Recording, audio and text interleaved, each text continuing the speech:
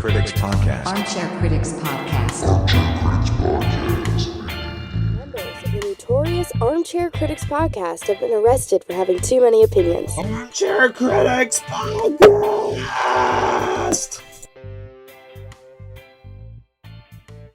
Hello, everybody, and welcome to the 6th episode of the Armchair Critics Podcast. I'm your host, Aidan Howe.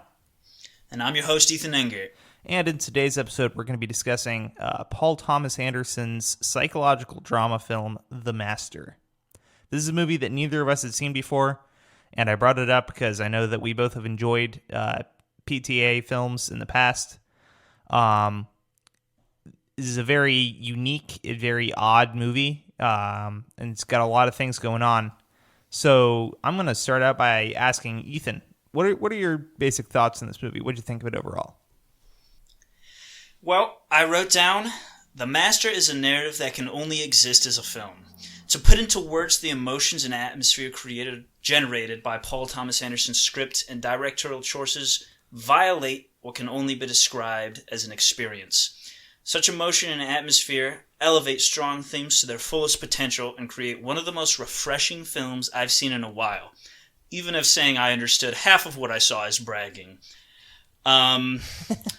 I should admit, I don't really know what happened in this film much of the time, but what I was able to grasp onto enthralled me. I was blown away by many scenes, and many more left me reeling, maybe not in a good way.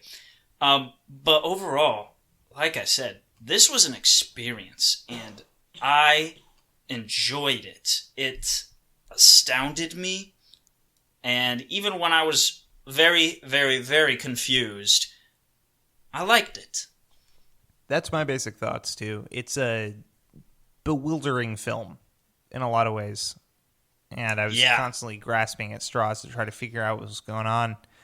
But what stuck out to me the most, and it sounds like this might be the case for you too, was just the control. Like, Paul Thomas Anderson's control over what is happening on screen at all times, his craft, and maybe the greatest aspect, the performances, is just astounding. He clearly has a very defined vision for this movie, and he has carefully calculated everything to work directly towards it. One thing that I really, really love, and the first thing that stuck out to me, was just the look of this movie. Apparently, this is the first major film since Kenneth Branagh's Hamlet in 1990 to be filmed and released on 70mm film. And, Really? it lends it this really crisp, just like absolutely gorgeous look, to the point where I just couldn't believe that like almost no other films have been shot on this medium. It's amazing. It's art housey, kind of. It tends to be a little less stylized than some art house films.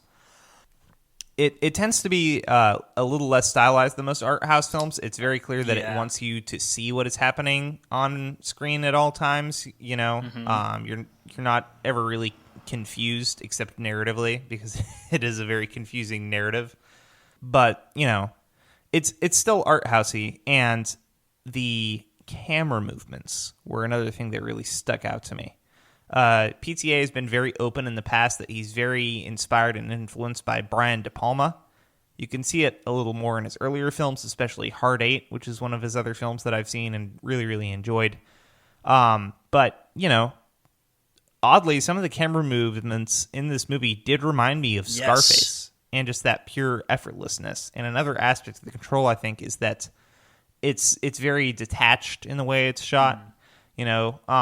But during both the extremely calm, sort of hypnotic scenes that make up a lot of the movie and the more chaotic climactic scenes, the camera moves in the exact same controlled, detached way, which I thought was very, very interesting. You know, it just sort of treats it all with almost disinterest, it feels like.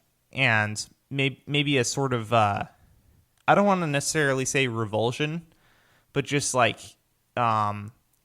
dislike towards its characters. Because, we got to be upfront. Pretty much every character in this movie is a bad person. Yeah, you mentioned the look of this film, 70 millimeter. I couldn't quite put my finger on it, but something about it does look. I can believe that there hasn't been a film shot this way in a while, because it does look. It has this older, maybe more European look to it, without being classical. I should say it looks classical without looking old, in a very elegant way. And the cinematography as well. One thing, probably the thing that I think of when I think of Paul Thomas Anderson is his long takes. There is maybe the first great long take we see is when Joaquin Phoenix's character his name's Freddie. He is a photographer in a mall or something, and there's this man who he's taking a picture of, and he keeps egging the man on. He keeps moving the lights too close. They're obviously going to be in frame, and they're too hot. And eventually they start throwing punches, and Joaquin Phoenix ends up running away. And it's like a 30-second scene, a 30-second single shot. And I'm, typing in my notes how much I love this. And then we continue to get more long takes like this. And I ended up writing that, a shot like that stands out in any other filmography. But this film alone has multiple wonderful long takes. And one more thing I would add about that is the positioning of the camera was very interesting. Long takes can often lend a more realistic sheen to a film. Lots of cuts, like a Paul Greengrass film. That's just not how you view life, and it's a little jarring. And you see long takes, and they are often pretty immersive. But the positioning of the camera, we're often looking through doorways or curtains or from behind an object. And it's like you would look at events that would unfold.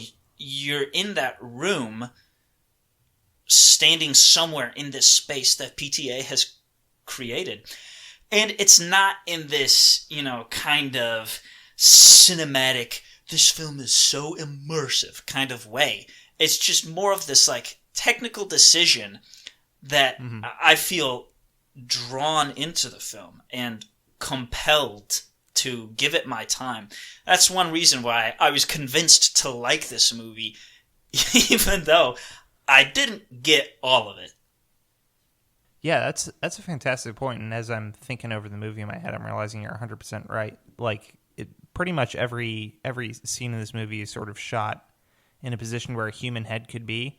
There are almost no gigantic sweeping, landscape shots or whatever. Mm-hmm. Well, I mean, A, because they wouldn't fit the movie well, and B, because it just doesn't make any sense.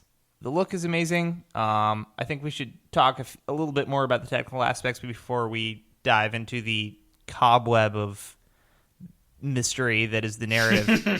The soundtrack. Johnny Greenwood is one of my favorite composers. He composed maybe my favorite film score of all time, which is for You Were Never Really Here, a Lynn Ramsey film, which we should absolutely discuss sometime. Absolutely gorgeous soundtrack. He also did There'll Be Blood and Power of the Dog, and both of those soundtracks are very similar to this one. There's a lot of sort of melodies and dissonant notes clashing at the same time. It reflects the movie in that it's very calming in some ways, while also having just these bizarre little touches to make you uncomfortable and to kind of keep you on your toes. I just thought it fit the tone very well overall. I don't really have a lot more to say about it. No, that's a very good point. That's, again, one of the first things I wrote down. It made me think a lot of There Will Be Blood, and for some reason throughout the film I was coming back to Power of the Dog, and I wonder if it was that. But yeah, the score there was this one very beautiful motif that would play whenever we were kind of experiencing Freddy's longing for, maybe you could call it family belonging. This orchestral string swell. But even that was felt kind of fluffy in the way that there wasn't much substance to it. It almost fake in the way that it was supposed to make you a little uncomfortable. Very similar to There Will Be Blood. And the very first time that I noticed this was at the beginning of the film. It's this like 10-minute kind of montage of Freddy being a messed up person amidst World War II. And we get this scoring of plucky strings and just very strange, almost instruments being used as sounds rather than music. And it very well reflects the mindset of Freddy. And even when you get to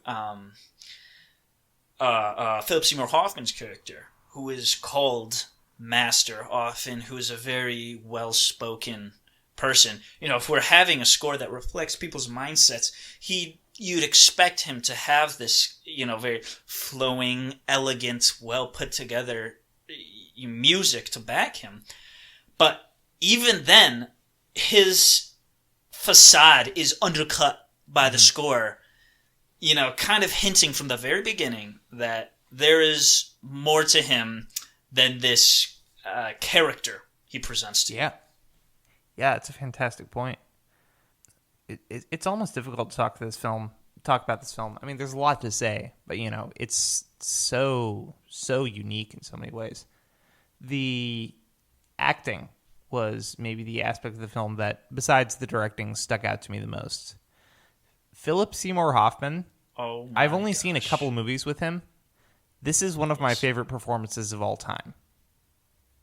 He delivers this insane level of charisma and magnetism to the point where you can fully believe that the people in this room just sort of worship him and accept everything that he says.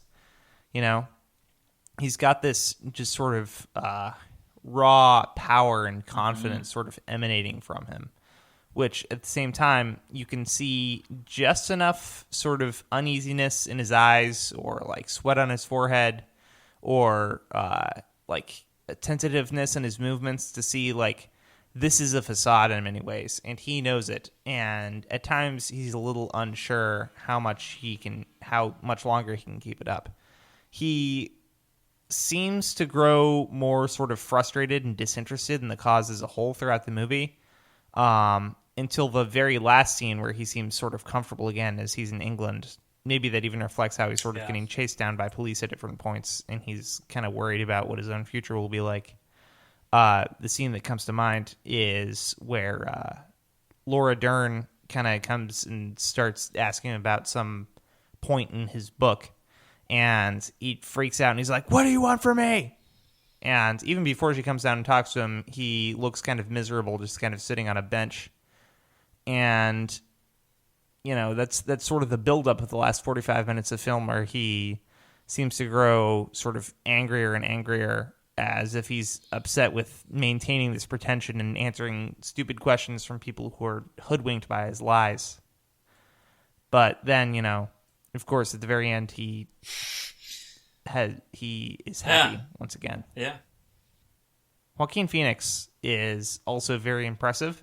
The more I see of his work, obviously, from an objective standpoint, he's a truly fantastic actor. He kind of does the same gig in a few of his movies. And I feel like this is sort of one of those movies, although it's still, again, objectively a super impressive performance. Like, there are all these great little touches to it, like the way he kind of developed Freddy's unique way of walking, which is his own idea, so he's just constantly hunched over and looks sort of miserable and diseased. There are these little touches like that make me really admire it. I do think Philip Seymour Hoffman's performance overshadowed it. And, overall, this is just an absolutely stacked cast. I mean, I did not know how stacked this movie was. Like, Rami Malek and Jesse Plemons both showed up within, 30 seconds of each other. And I was, reeling. And then, Laura Dern is in this, too. And then the third performance, which honestly surprised me, but really, really stuck out to me, was Amy Adams. She is terrifying in this movie. Like, she's just got this level of, politeness and calmness throughout. But at the same time, there's this, steel and this creepy doll-like blankness to her eyes, so that every time she said something, I shuddered. So just wondering where is she going with this? She must have some overt plan, or she must be plotting something. She's creepy, and she fully succeeds at seeming simultaneously the brainwashed wife of a cult leader and a very cunning and manipulative and devious person in her own right. Yeah. I agree with everything that you just said. This is a cast of sleepers. This is actually my, A tier. I've got my S tier guys who I love, but my top 2 A tier actors are probably Joaquin Phoenix and Philip Seymour Hoffman, who I was very looking forward to seeing in this film. And then, you're right, I love Rami Malek and I love Jesse Plemons so much. And there's this scene where Rami Malek gets married, and I was like, Rami Malek's in this movie? Another shot, and then the shot directly after that second shot, I'm truly like, what? Jesse Plemons is in this movie too? I was so pleased to see that. And on top of that, Jesse Plemons is such a good casting decision when considering who should be Philip Seymour Hoffman's son. Yeah, I've always... He literally looks exactly I've always like thought him. he looks like Philip Seymour Hoffman. And good going on them for noticing that too.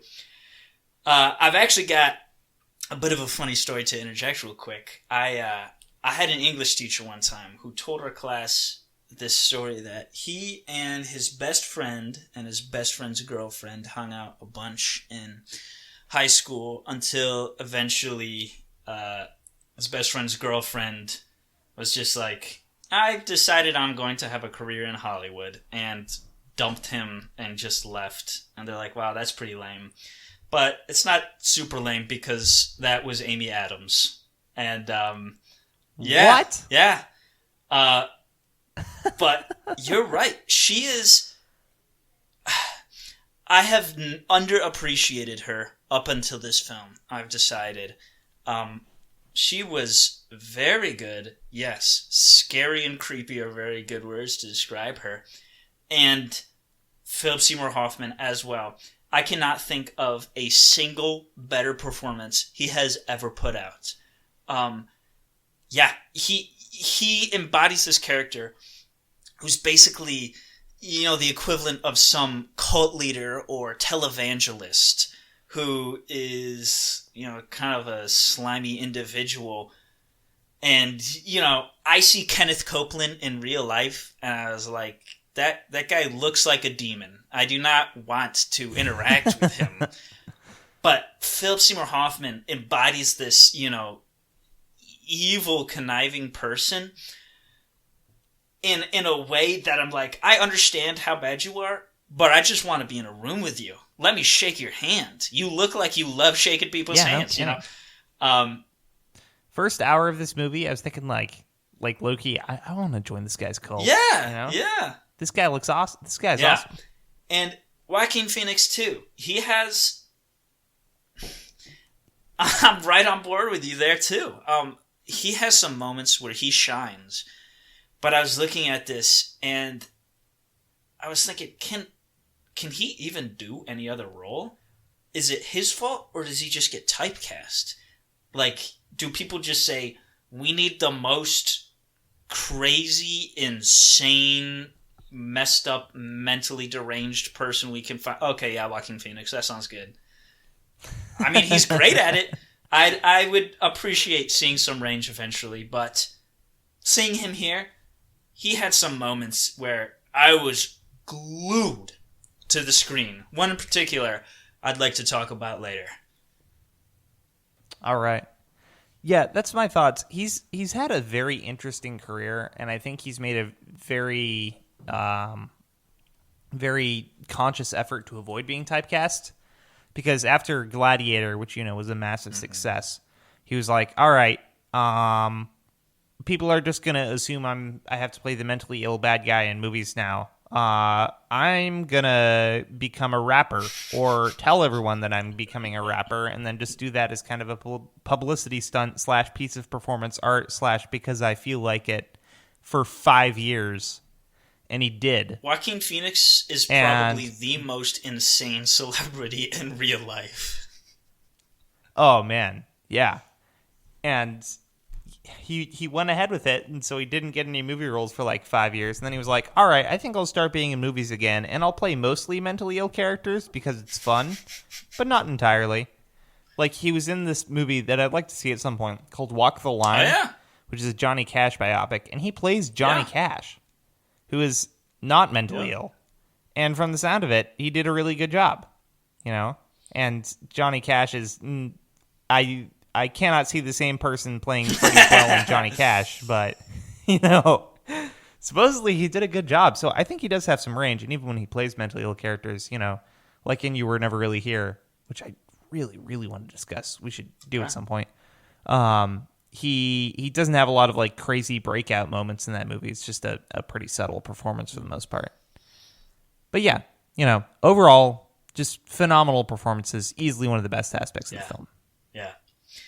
I would like to bring it back for a moment to the direction. I was looking for this quote from Roger Ebert on his original 1979 review of Apocalypse Now, which I read pretty recently. It's one of my favorite pieces of film criticism. And he has this one line that was like a mini paradigm shift for me and became very apparent when watching this film, and is probably the reason I was able to enjoy this film. But he says, Coppola also well knows that movies aren't especially good at dealing with abstract ideas. For those, you'd be better off turning to the written word. But they are superb for presenting moods and feelings. The look of a battle, the expression on a face, the mood of a country. That is a fantastic way to describe this film and the latter half of PTA's filmography. PTA kind of has had a turning point. You can split his filmography into two halves. Hard Eight to Punch Drunk Love. So 96 to 2002. Kind of more straightforward movies, if you would say that. But then beyond that, 2007 releases There Will Be Blood. And it's a 180-degree shift. Just jumps into another lane of cinema, where he creates these more, maybe abstract. The Master is definitely very abstract. But kind of impressionistic would be a great way to describe it, where he does fall into what Ebert is saying about cinema there. Like I said, these are themes that I really enjoyed in this film, and I see now that in cinema, there can be themes expressed that I do not really care about. In fact, Roger Ebert gave Apocalypse Now a 4-star review, the highest he gives on his site. while opening with an admittance that he is not particularly interested in what that film has to say. But it's the way that the themes are executed that really draws him in. And that's exactly how I feel here. They are, I think, personally, I could be objectively wrong, but I think a big theme in this film, at least for Freddy, overall, I'd say, is acceptance, having a place in a community. And that's a pretty decent theme. Not one of the most, mind-blowing or profound concepts ever put on the screen. But it is handled in a way that truly is one of the most mind-blowing and profound executions of such a theme. And I ended up writing down that PTA creates real moments. They're just visceral, and I feel present, and I understand the mindset of the characters, and this film breathes. It feels alive and natural. That comes through in his long takes, where you get to see the camera positioned in an awkward spot. Like, I'm gonna go back to that long take I mentioned earlier. As Freddy is running through the mall, it's just Joaquin Phoenix acting and doing whatever he thinks is natural.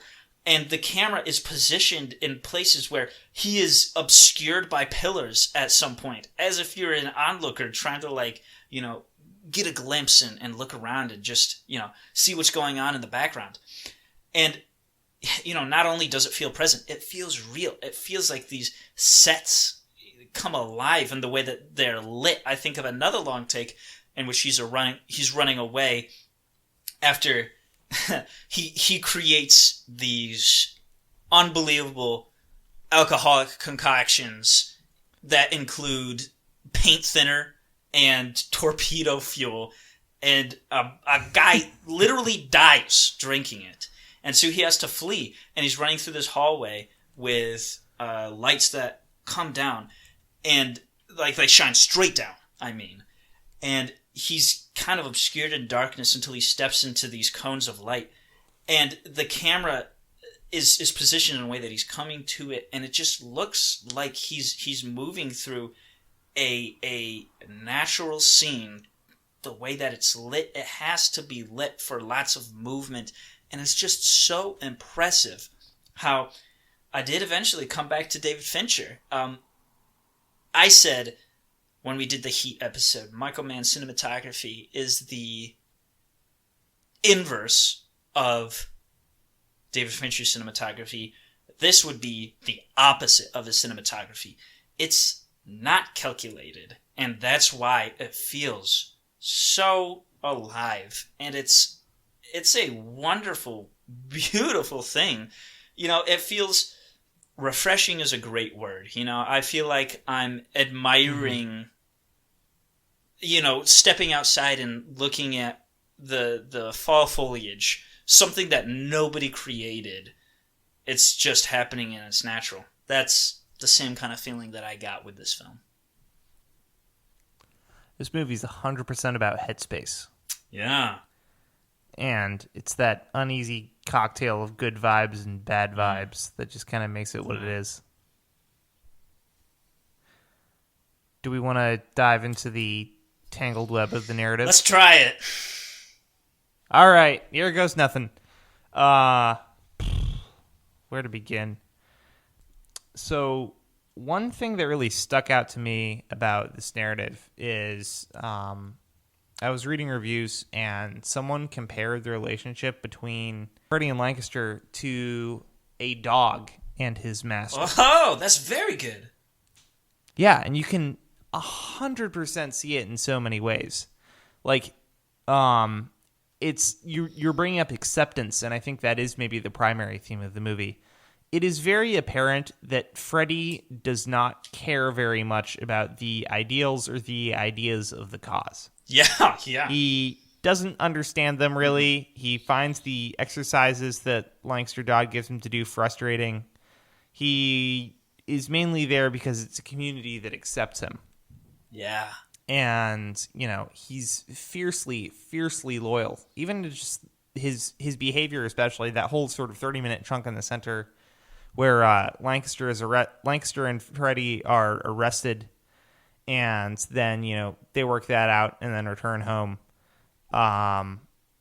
And, Freddy is fiercely loyal. He attacks the cops who are trying to arrest Lancaster, even though there's kind of no reason to. Mm-hmm. He's just angry that his master is being what he perceives as insulted or attacked. He chokes out a guy who gives Lancaster's he literally chokes new out book. A guy. He says it's okay. Yeah, and I can guarantee you Freddy has not read, probably won't read, and definitely doesn't understand that book. Yeah. It's just that the master wrote it. And then as soon as he returns from jail, this is another thing that stuck out to me. He and Lancaster just start giggling and wrestling around in the grass. And that reminds me of a guy when he sees his dog and he hasn't seen him in a while, It's weird. Wow. This is also reflected in Lancaster's philosophy, where he basically says that people who don't have control over their emotions, i.e. Freddy, are animals. That's how he describes them. Yep. And I think the very end of the movie and sort of the conclusion to Freddy's character is basically him realizing it's okay to be an animal, It's him sort of doing what Lancaster is sort of claiming he can't do and serving no master. He serves no master but his own instincts. And, he doesn't have as much guidance in his life, and he's not as healthy, but he's a lot happier, and he's a wild dog once again. Yeah. Yeah, that's one thing that I love about pieces like this. You could argue this is pretty subjective. Eventually, at the end, I don't think PTA is trying to lead us to a definitive overarching meaning, though there are some themes that he touches on. I think it's very cool. I was very excited to hear what you would draw from this. And that's pretty similar to what I have. One thing I want to start out with, though, is this is almost kind of like... I said it before. I'll stick to it. I think this is, to an extent, a piece of abstract art in the form of cinema. And you can kind of compare it to an abstract painting, where it looks like nothing to a bystander, and you walk up to the piece and you look at what it's called, and it'll say something like, I don't know, like the sky crying or something crazy like that. But then you say oh, these blue things are like raindrops, and it's like you can kind of create this mental image. And I think that single sentence that kind of describes what it is understanding what PTA is going for as well. His birthday was pretty recently, and so I saw some clips of him on Instagram talking about the origin of his love for cinema. And I'm not making this up. I don't condone it. But he said that when he was younger, he would watch pornography and not care about what's happening, and just enthralled by the direction and the camera work and the choices, the quote unquote artistic choices. And what? That's crazy. I guess that kind of understands why Boogie Nights is one of his first films. But I digress. Yeah, no kidding. I think that's kind of gets to the root of his philosophy. He just enjoys the art of cinema, the artistic aspect, probably more so than the narrative aspect. I'm not going to speak on his behalf, but I think that is kind of where his priorities lie in this piece. And once you kind of see that it's not about what's happening, it's about the way that it's shown to us, you can kind of understand, okay, this is why the opening is 10 minutes long. If PTA would have liked, he could have summed up all of Joaquin Phoenix's characterization and maybe a shot where he's like discharged from the military for insanity or something, you know? But for 10 minutes, we stew. And I'm not joking. It's a true 10 minutes. I pause it to see. We stew with this character and understand his mind because, sure, it helps us understand him more. But you can't do that in every film. You can in this one because it is about the art rather than the story. I wrote down, it made me think of The Lighthouse by Robert Eggers. That's one of my personal favorite A24 films for the exact same reason. The mystery is compelling. Other than that, the narrative isn't, I'll just say it's not even the focus. It's not exactly what you'd call a tightly plotted movie. Right, yeah. It comes down, again, to unbelievable performances in that film. But just, it's enjoyable because of the artisanship. And that's how I felt about this. I really enjoyed just being here, watching a movie directed this way, no matter what it was. And going in with that mentality kind of helped me see what to put emphasis on. Yeah. PTA seems like just couldn't be happier when he's behind a camera just figuring out how to do cool stuff with his direction. Yeah. So you were saying you think would you say overall you think that this film has the theme of rather, let me put it this way. Would you say that this is a film about Freddy having an arc where he no longer needs a master, no longer needs someone to impress and look up to? Man, that's tough. I wouldn't say it's necessarily that Freddy no longer needs a master. He clearly needs help, and the movie shows that. But I think he is certainly happier without a master. And it's basically just kind of saying, for better or for worse, he is now free. And it does show that there are advantages and disadvantages to both sides of the coin for Freddy. I mean, when he's with the cause, obviously he's still unstable in a lot of ways, but he is happier and healthier and just generally in a better mood than we see him in any other point in the movie. Yeah. And when he's outside the cause, however, he is a complete degenerate. He's accidentally poisoning people. He's hooking up with women all over the place, which is weird because he looks like Joaquin Phoenix. Yeah. But, he is free. He doesn't have a master, and he's doing what he wants, and he is happier in a deeper way than he is with the cause, I'd say. Even though he now has the freedom to accidentally poison. So PTA is basically challenging us to question which side is really better.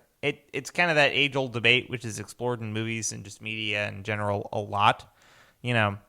Is it better to have freedom, or is it better to have security? The security is built on lies, and the freedom is just chaos. Yeah. Yeah, that's very interesting. I like that. I like what that brings to my own take on the film. This a little bit. I've been thinking of The Last of Us a lot recently. One of my favorite games of all time. One of my favorite narratives in any medium ever. And the player character Joel has a very strong character arc throughout the course of the narrative. And he is a better person for it. And that is a positive thing. However, because of that fact, he literally dooms humanity. And from a utilitarian standpoint, his arc is not worth having. But I think a pretty big theme in that game is about relationships and having someone to be with, and kind of more of this smaller scale individual life rather than a part of the whole. And so all that to say, that kind of challenges me to look at positive character arcs amidst overall failures as positive.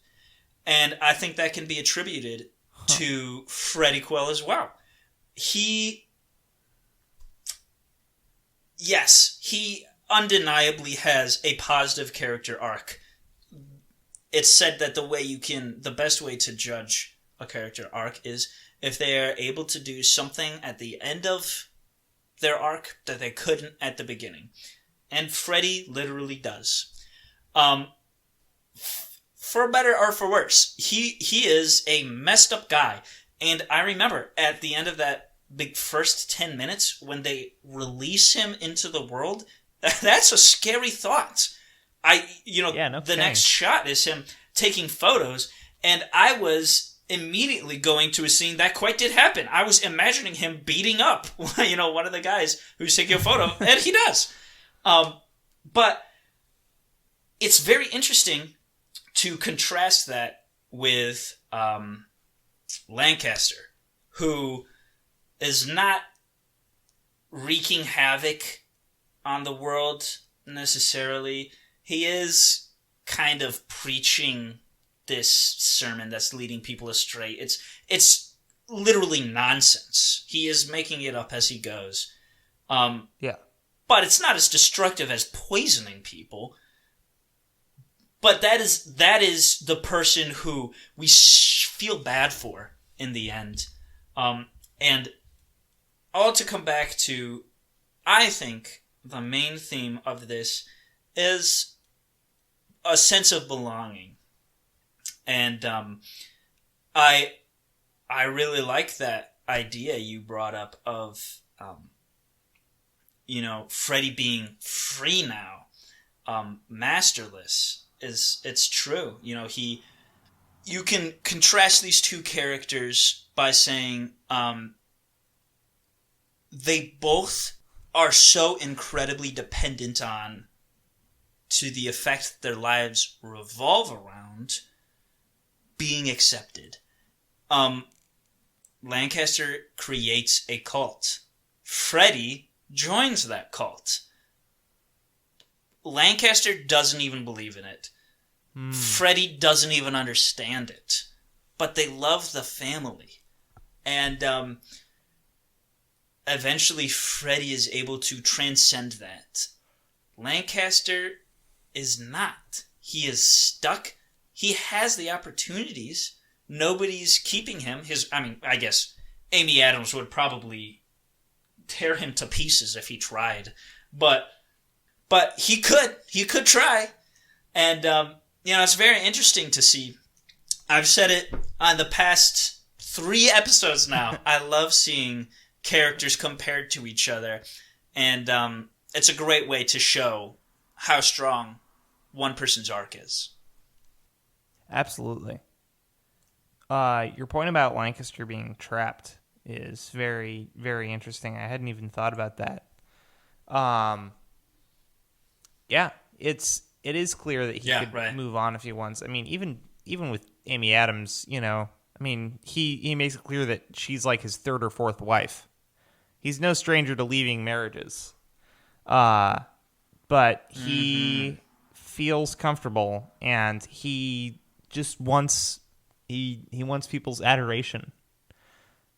That the way that comes across and the way it's presented in the film is so realistic. That's one aspect I really, really liked, was just like the behavior of the members of the cause towards him. One of the big moments is in the right after the wedding, where they're all like standing up, where they're all making toasts and stuff, and he gets up And he starts talking about something. I don't know what his point was getting at. He starts talking about like a dragon being leashed or something, you know? But the way it's directed, every single person in the room just has absolute like rapt attention. And me as well. Him. And he can just like say things with a slightly funny delivery and the entire room just bursts into laughter. Yeah. Like, you know, it's like a dragon with big horns and the entire room just cracks up like it's the funniest thing they've ever heard. And then at the very end, he goes and leashed the dragon and sits down with no point, and they just burst into applause. And it's so interestingly realistic, you know? The way people will like just come up to him and ask for guidance, the way everybody like sort of quiets down and becomes more subdued when he leaves the room, the way people become like even angrier than he is when his beliefs are questioned by that one guy after the dinner party. It's just a very interesting dynamic. Yeah. That actually made me think of two things. I'll get to the second in a moment, but first off, Philip Seymour Hoffman understood so well the character that he is supposed to be portraying. He really does feel like, you know, a reverend in a small Baptist church. You know, someone who's very charismatic. And, you know, every moment he feels like there's a pulpit before him. He is preaching about something. And you never really feel like you're having an actual conversation. There's no dialogue. He's always soliloquizing. And I think that moment is such a great piece of characterization for him. Because as of yet, we don't really know who this guy is. We're seeing this from Joaquin Phoenix's, or Freddy's, perspective. He decides to be a stowaway on this ship, and then wakes up, and we don't know what's going on. He was apparently drunk, and he blacked out, but it's okay, because Lancaster needs someone to help him out as a seaman or something, apparently. And to make him bizarre custom. Oh, yes, of course. He's the only person in the film who can drink it and not die besides Freddy.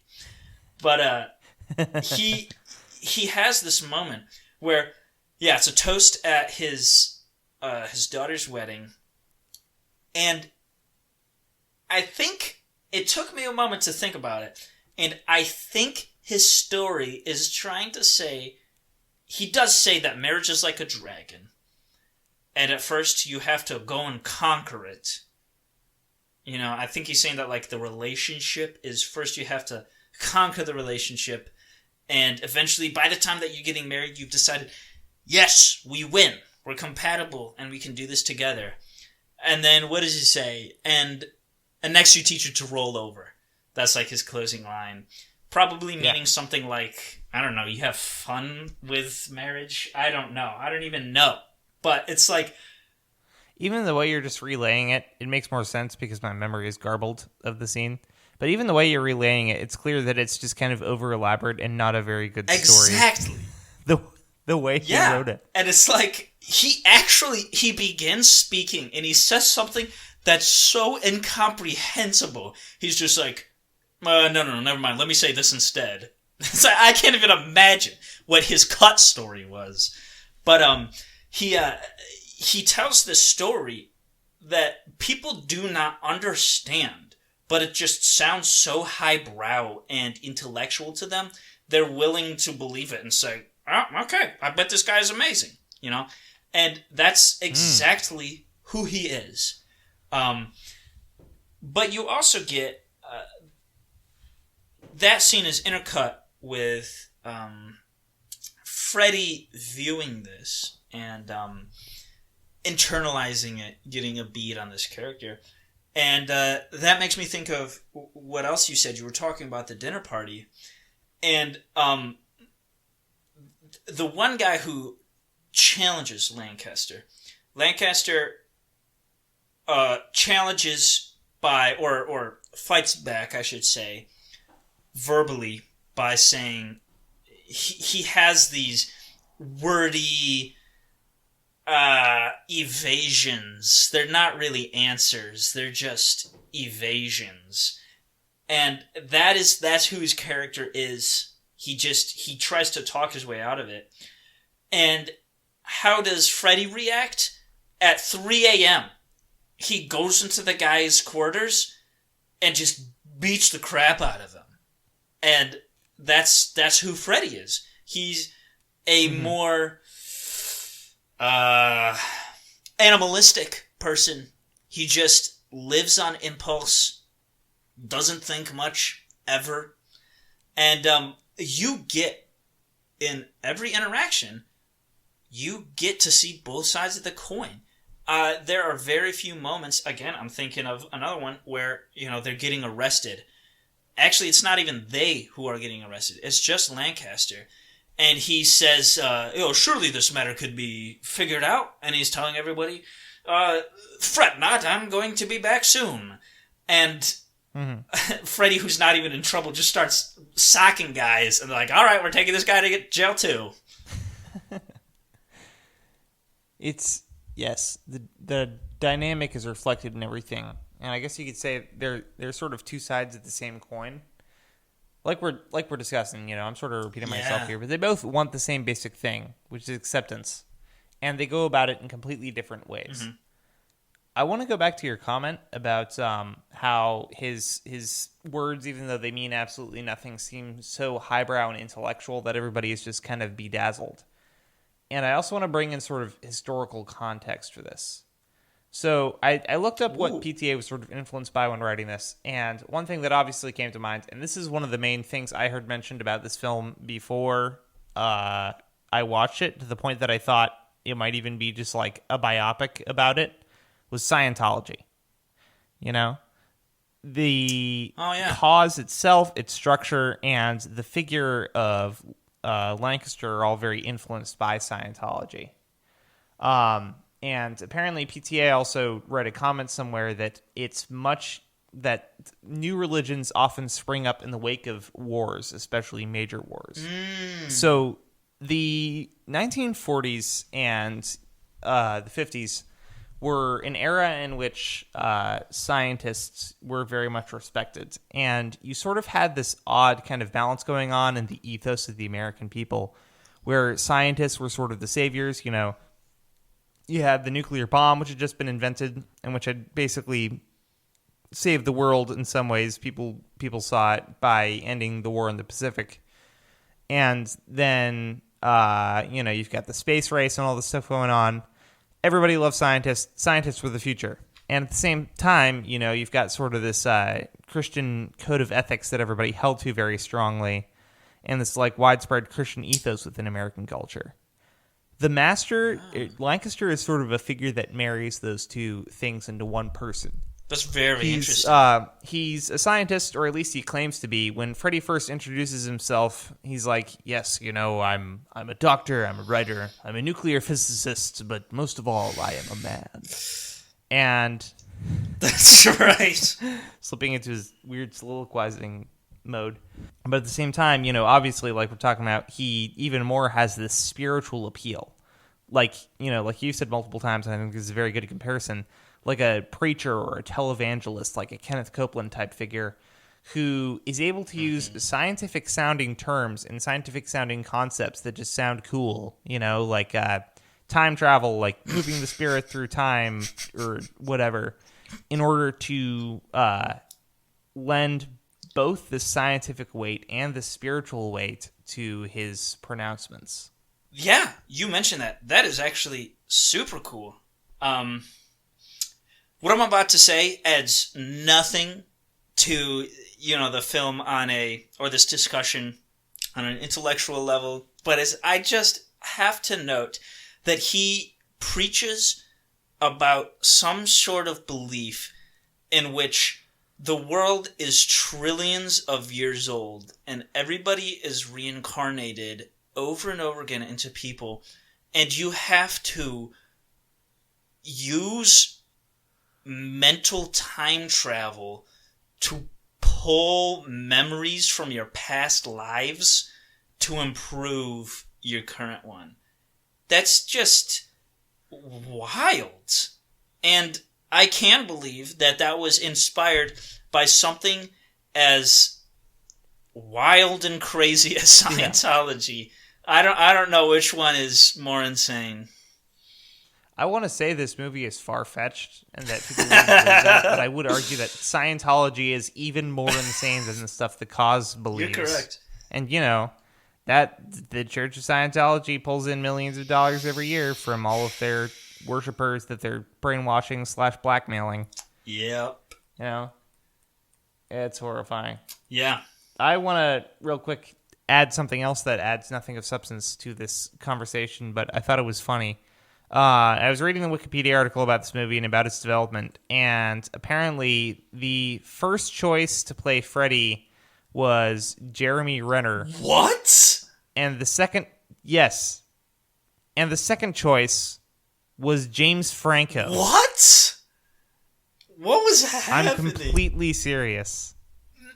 Maybe. Maybe I can see I feel James like PTA... He must have just drawn names out of a hat, man. I cannot think of two actors who are like less suited for this role. I'm looking up what had Jeremy Renner done up until this point. This is the same year as the Avengers. Oh yeah, good, great. Who better to play? yeah. Hawkeye is a great Freddy. I mean, who could be worse? Like Vin Diesel, I guess, would not make a great Freddy. I'm struggling to think of any other choices. He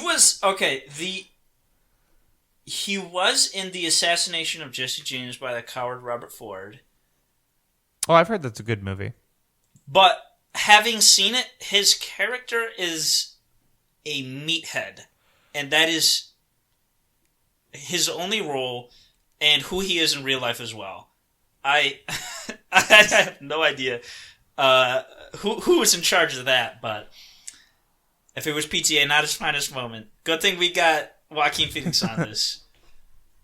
Yeah, no kidding. The only real character focused thing I can find is he played Jeffrey Dahmer in a biopic just called Dahmer, and I have no idea if his performance is any good or not. Okay, it looks like his performance is okay in that. That's the only thing I can find that would indicate that he'd be any good for a role like this. Yeah. I don't know. Jeffrey Dahmer isn't too far removed from Freddie Quell. Yeah. Also, Reese Witherspoon was supposed to play Amy Adams' character. That's Legally Blonde. That's But, supposedly she's good and stuff. I don't know.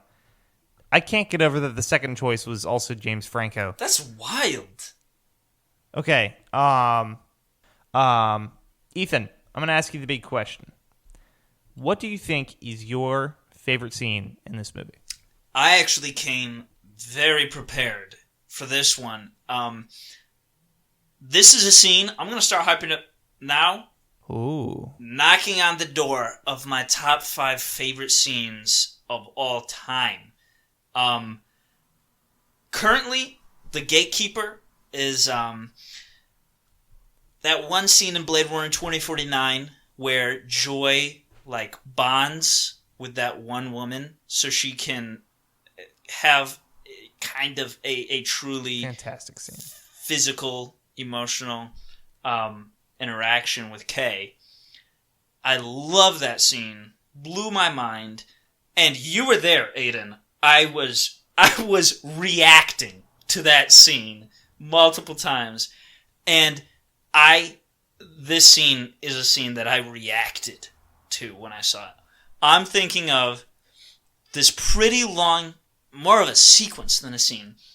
It is the first time that I can't remember the word, but processing. Yes. Freddy he answers all the questions that Philip Seymour Hoffman processing. That scene was unbelievable. And it begins with a great moment of just... It's basically just Philip Seymour Hoffman and Joaquin Phoenix being unbelievable actors in a room together, just bouncing off each other, just delivering lines with such finesse. I had to almost like pick a lane. Like, was I going to gawk at the profundity of what's being said or the profundity of how it's being said? You know, it was so astounding. I was overwhelmed with just giddiness. I just started laughing. I was like, I couldn't do anything. I was just so astonished by how amazing it was. But then it gets even better. You know, I think that was apex mountain for the performances in the film. Maybe, probably. It was unbelievable.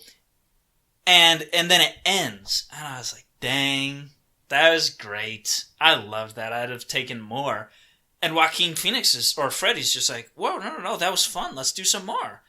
And Lancaster says, like, he says something mysterious and foreboding, and he says, no, I'm ready to go deeper. And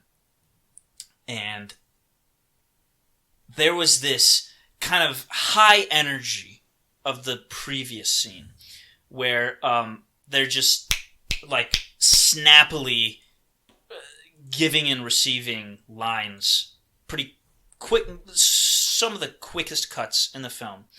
But then we begin with that, with this opening of processing. And Lancaster applies this rule that Freddy has to answer all the questions without blinking, or else they start over. And Freddy goes, and he's answering the questions, and then he blinks, and they have to start over. And he's, trying to get through it quickly before he has to blink, so he's rapidly answering the questions again. But this time with less thought. In the first layer of processing, he basically answered everything to sound like the most healthy. He just answered everything correctly. And then this time, he is more serious. Lancaster asks him if he had ever had intercourse with someone in his family, and the second time, he admits yes. That is a ridiculous thing to admit to. And the first time he says no, but the second time he says yes. And you're like, whoa. And it starts getting more serious. And Lancaster has Freddy pull back further into his mind. And as he's like prying his eyes open, he begins to cry, but also because of the emotions that are being dredged up. And we cut to this silent scene, except for the sound of wind blowing through the leaves on these trees, which is a very immersive thing to do. Not just in terms of sound design, but just a great choice of sound. And we're there.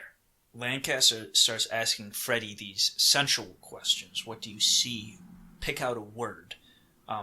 Something you hear, And we see the scene that's kind of the root of all the problems in Freddy's life. When he is in a relationship with a girl he finds out is underage and wants to... this is where the film gets kind of convoluted. I think he wants to wait until she is of age because he was... I don't think his relationship with his aunt was consensual. And I think that was traumatic for him. Yeah. And he didn't want to do that again with this girl. And that's kind of the root of all the problem. He eventually goes away and is too scared to come back, or for some reason doesn't want to come back. And it turns into this incredibly, deeply emotional scene with just evocative imagery. Very well. It's done very well, the way that it's cut together between this memory and present day, the way that audio is layered over one scene to another. And then you get to this point where Lancaster says, pick out a word. And Freddy says, away. And it cuts to another moment where Freddy says, I'm going away. And if that isn't the most effortless transition from one moment to another, I don't know what is. But that was just, I think, the most artistically, but also maybe efficiently isn't the right word, but it was put together, that scene, so well in a way that I was moved. And I eventually wrote, this film takes me places I cannot recollect any other film taking me ever. And I've had emotions to that level, sometimes deeper, but very rarely, but not to that place. And I just never experienced anything like it. To follow up such great performance and banter, that just had everything that I love about this film. Unfortunately, for the sake of further discussion, that was also my favorite scene. Oh, sorry, I took so much time on it then. Let me hear a little bit though, Aidan. I wanna hear what your thoughts are on it. Okay. Well, you said a lot of great stuff about it, and I don't have a whole lot to add, but I will just throw in a few random thoughts. It simultaneously reminded me of both the lighthouse and the final scene of There'll Be Blood, in the way it just, like you said, takes these two great actors and throws them in a tank and lets them bounce off of each other. There's a very defined power dynamic going on here, which it seems like P.T. Anderson also likes to put in his other movies, is characters asserting their dominance over other characters in various ways. And here we can see that in Lancaster not only asking pressing questions to Freddy, but literally commanding him not to blink and controlling him in like pretty much every way. You know? It's just a very, very impactful scene. And the simultaneous ambiguity and viscerality of it is what makes it interesting, what makes it watchable, and what makes it fit into the movie thematically. Yeah, visceral is a great word. Oh yeah, I'd say it was better than another scene that it was very similar to, but the second scene that I'm thinking of was also great. And that's when they're both arrested and they're put in two cells right next to each other. And they just start yelling at each other. And that scene is more intense. There's more yelling and stuff. Mm-hmm. Both parties lose control rather than just Freddy. Lancaster starts screaming at him through the windows after Freddy basically says, I talked to your son. I know you're a fake. You know? Mm-hmm. And they just both freak out. And that scene is sort of an evolution of this scene. You know? You can see the dynamic more evolved, and you can see the power dynamic backfiring on Lancaster, only for Freddy to later crave that acceptance so much again that he basically voluntarily forgets what Lancaster's son told him about it, him making it all up on the spot, and he returns to the cult because he's so desperate to kind of have a family and have a place again. Yeah. And I think the main scene that we're talking about, you know, with the processing, is the place where that happens, where Lancaster sort of worms his way into Freddy's mind like a parasite and just makes him necessary for Freddy's survival in a way. All right, Aidan, we hit favorite scene, favorite aspect. I want to hear, do you have something to critique on this film? I know I do. Might be the same thing. I also do. I think I have a couple things. None of them are huge. Again, Joaquin Phoenix, fantastic performance. He's got a whole lot of great aspects to it. It felt like he wasn't stretching himself that much in delivering this performance. And, you know, I feel like Philip Seymour Hoffman gave enough depth to his performance that it truly made me feel like I was witnessing a great performance every single moment that he was on screen.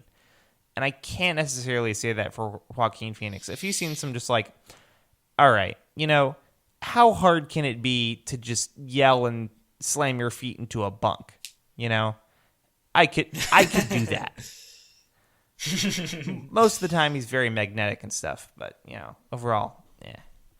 That's pretty fair. I think for a movie with this many characters, a fair number of them are sort of thinly developed. Amy Adams, like we said, gives an absolutely fantastic performance, and she makes the character of Peggy Dodd much more interesting than she might otherwise be. She's still a fairly thin character in a lot of ways. Mm-hmm. Freddie and Lancaster are the only two that are really developed to any significance, let alone characters like, Rami Malek's character or Jesse Plemons' character, who maybe have like 3 or 4 lines each, even though they're just kind of hanging around in the peripherals of the movie for a lot of the time. And Laura Dern, who, also has like 3 or 4 lines, and she's a big actor. There are a few other aspects of this movie that I don't think necessarily work. I don't know. Sometimes it was just a little... there's absolutely nothing wrong with ambiguity. Sometimes it just felt like it was a little too pretentious and out there for my taste, like in just a couple of the scenes I was wondering like, okay, I clearly can't tell what Paul Thomas Anderson is trying to say here, and that's okay because he's a smart guy, but I got to wonder, did Paul Thomas Anderson know what he was saying here either? Like the extended scene where Lancaster starts singing and it cuts to all the women in the room being naked. And all the guys are still clothed, and they just, hang around and sing for another couple of minutes. I don't know. It didn't. Not only did it not necessarily feel necessary, it just felt like it didn't fit well with the flow of the movie. Like that's not the impression I get of The Cause as a whole. The Cause isn't really a place where like Lancaster exercises his power to do all sorts of perverted things. It feels like thematically, at least, the entire point of The Cause is that it's sort of a safe haven of acceptance where basically if you're willing to sacrifice your security and take everything at face value that Lancaster says, then you kind of have peace and morality and acceptance and all these other things that you're promised. And, on the other side of the coin is sex and poisoning and all the stuff that Freddy goes out for. Yeah, I don't know. I would interject. And I think that scene is what Freddy goes for, because right before that happens, we cut to a shot of Freddy, and then we cut back, and then only the women are naked. So you think it's Freddy imagining it? As if... I think so. However, this does get to the root of a bigger problem. I don't know. Neither of us know. It could be. Maybe it's not. Yeah, I'm okay with ambiguous films. Stalker is my favorite movie. There are so many interpretations of that movie. I have no idea what it's about. But I do feel like with every scene in that film, Tarkovsky clearly has something that he's saying. And he has purpose built into every single frame. And I don't know that I can say that for PTA, if I'm being completely honest. It just, the long takes and all are absolutely gorgeous. I do think the pacing could be improved. I do think a few scenes go on a little longer than they need to. Overall, I'd say this is an extraordinarily impactful film and skillful film, and amazingly performed and very thematically interesting. Unlike, I'd say, the other films that we've discussed in this podcast, this hasn't quite hit that spot for me where I'm like, wow, this is a great movie that I want to watch over and over again. Every other film that we've covered thus far on this podcast, I would be more than happy to watch over and over. Some of them I already have, but this one is just, it's a very interesting experience. I'm glad I watched it. It broadened my horizons. I don't think I'm going to watch The Master again anytime soon.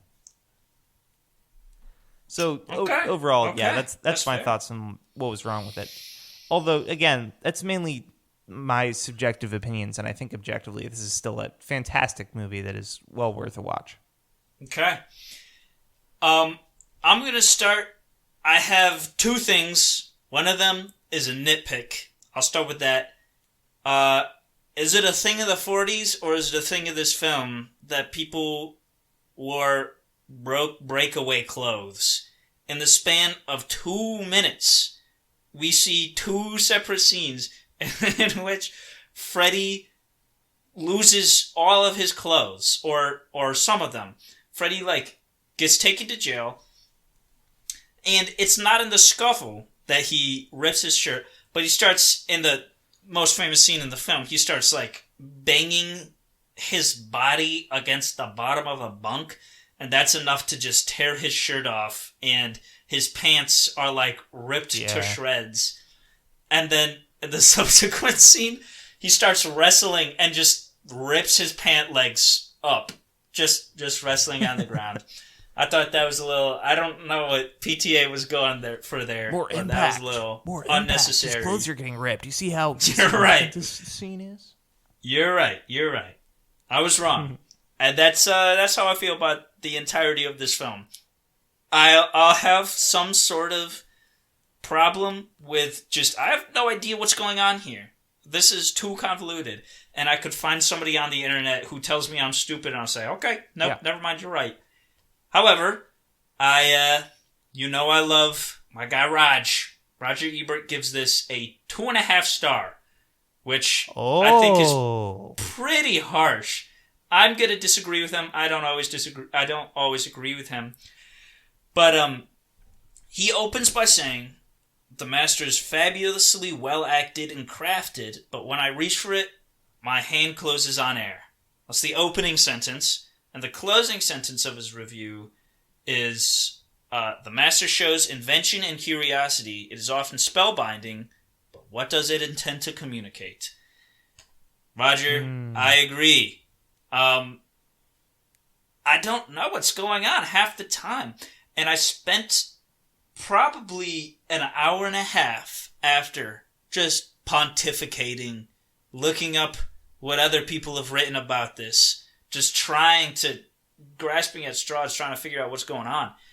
And I think in the end, I'm satisfied. I'll say I'm satisfied. But I could be happier. However, all in all,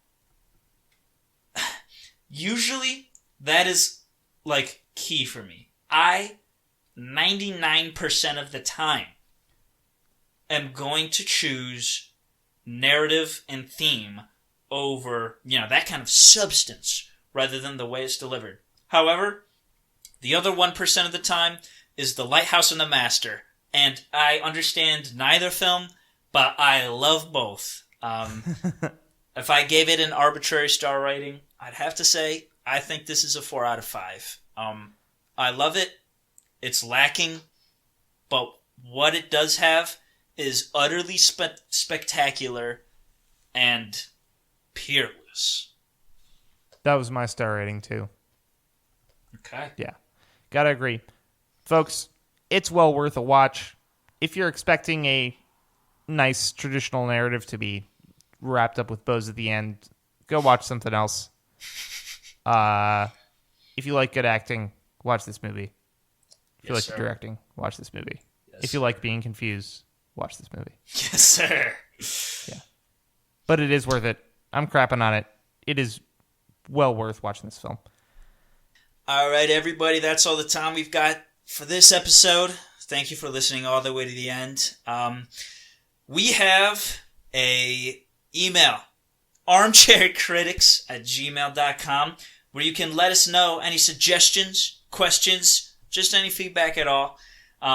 Similar to that, we have a Twitter, Critics Armchair, @CriticsArmchair, where you can see our thoughts on other movies that are coming up, as well as on Instagram, and at Armchair Critics Podcast, where you can let us know any thoughts there as well.